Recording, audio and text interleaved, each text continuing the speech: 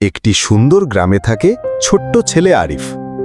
একদিন সকালে সে বাবার সঙ্গে মাঠে যায়।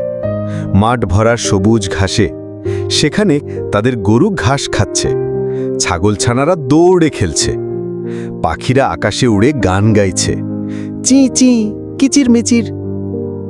হঠাৎ আরিফ দেখে এক কচ্ছপ ধীরে ধীরে হাঁটছে। সে বাবাকে জিজ্ঞেস করল, বাবা, কচ্ছপ এত আস্তে চলে কেন?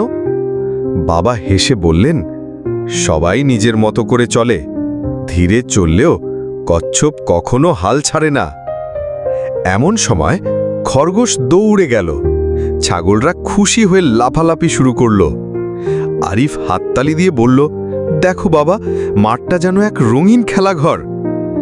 বাবা উত্তর দিলেন, হ্যাঁ বাবা, মাঠ শুধু খেলার জায়গা নয়, এখানেই আমরা শিখি ধৈর্য, পরিশ্রম আর একসাথে থাকার আনন্দ।